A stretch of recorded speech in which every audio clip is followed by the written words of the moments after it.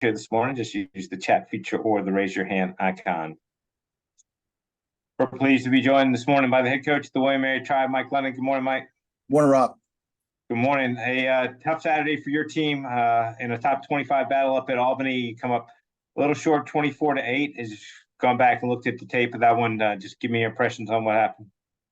Yeah, Albany's got a really good football team. Obviously, highly competitive.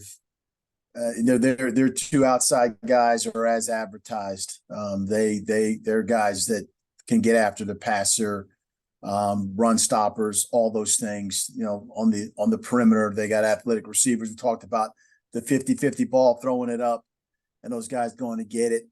You know, it's just one of those games. Unfortunate for us, you know, Nate Lynn, you know, couldn't play that game, and it just seemed like early on, the first play and then third play, we lost two corners. Malachi Emo, you know, got hurt in the first quarter as well. So, you know, in this game, it happens. I mean, injuries happen, things happen, but your ability to fight back and be resilient and come up with ways to, you know, to give you a chance to win, you got to deliver on those things, and we weren't able to do that. They executed, and that's the biggest part. You know, going back, you look at the game, I thought there was three critical elements of it that, you know, obviously they won all three of those elements is we look at it, you know, getting down on the 1 yard line, not being able to score. That was critical.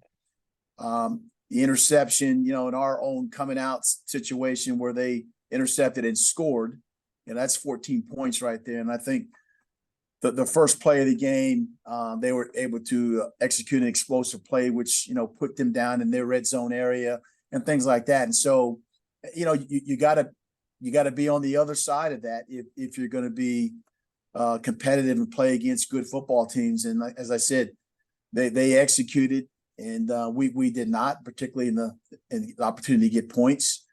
And you know, and they ended up winning the game. So again, they have a very good, talented football team. You know, it was one of those things that we had to play our best game and needed some of our, you know, our best players. But listen, you know, as been articulated on your call throughout the all day, is, you know, this is a game of attrition. This is a game of the next man up. This is a game of what do you do if, you know, if this guy goes down, and how do you supplant him with another scheme or another players? And we all do that, but we weren't, you know, we didn't measure up. Particularly to have those guys to help us win this particular game. And so now the focus is you know, getting ready for another really good football team, you know, Hampton, you know, University, which is right down the road from us, you know, and so that's one of those things.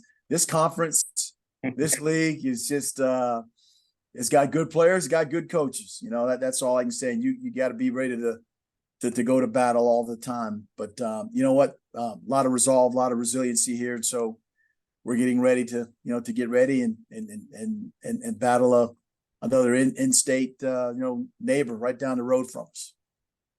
First question this morning from Marty O'Brien. Good morning, Marty. Good morning, Rob. Good morning, Coach. Hey, Marty.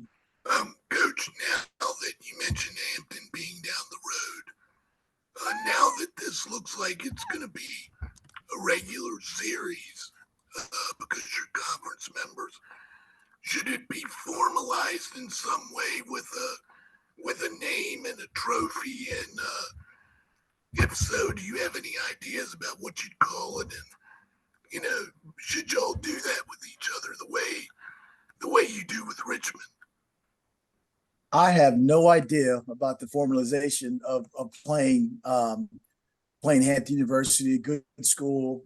You know, it's right down 64, right, not too far from us. You know, I guess people will come up with that, or, you know, Marty, you can start your own social media contest on what would you want to call it if we get it going there. But you know, it's great for this area to have Hampton, to have Richmond right up the road. You know, it's just that's what college football is all about. And you know, I'm quite sure as you know, as the seasons go on, that the formalization of what you call it and those things will come to fruition. But they're a good team. Coach Prunty is a good coach. He's a friend of mine. And I know they're looking for a win. We're also looking for a win as well. So it'll, our resolve and focus is getting those things in order to allow us to go down and be highly competitive for the second year in a row, being at their place, going to their place.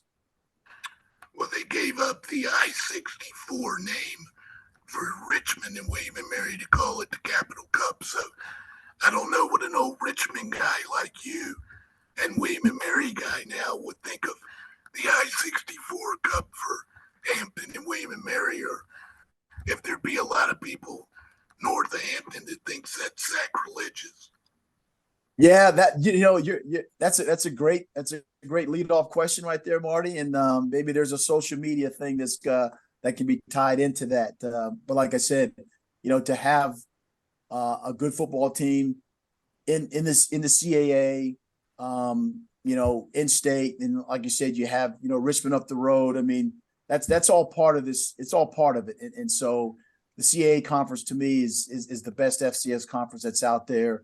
You look at the conference as a whole, from stretching from the north all the way down to the south, the teams that have been rated, the games that have been won, the competition, the players, outstanding players, so can't say enough good things about what the CAA's got going on.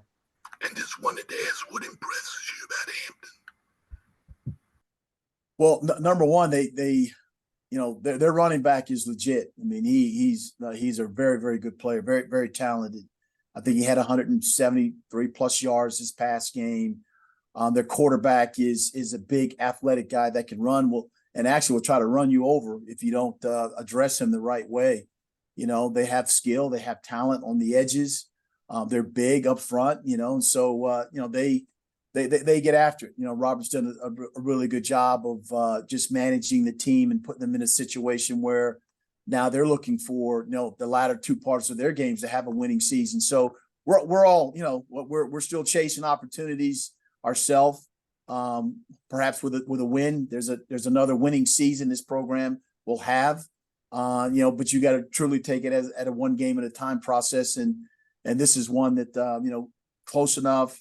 Going to be considered a rivalry as this goes on, but at the same time, we're all worried about our respective programs and the effects it has on the rest of the season. Thanks, Marty. Mike, your next question from Kyle Kinton. Go ahead, Kyle. Coach, when you mentioned being friends with Coach Prunty, how did that relationship start? Were you did you have any players from Hargrave when you were at Richmond or anything like that?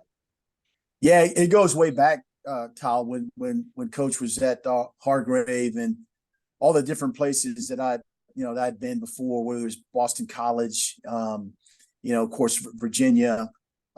You meet him, you do the clinics with him, you go to their jamborees, you go by the school, you sit and you talk. And you just don't talk just about the players that he has, but you sit there and you talk, whether it's philosophy, you talk, people that the people that have influenced you, back in the day, back then, the guys that us growing up or being associated or around, and the experiences that we both have as coaches, as head coaches. And, Tony Dungy was a topic, brought up because of who he is and what he stood for. Joe Taylor, so you talk about those types of things. And so it's not just about the football aspect of it. Believe it or not, coaches do kind of like each other. We might not play it on TV, but we really do like each other, when we have chances to talk to one another. So, and I consider Robert one of those friends. Thank you. Thanks. All right, Mike. Thanks so much for your time as always here today, and I look forward to talking again next Monday. Thanks. Appreciate it. All right. Thank you.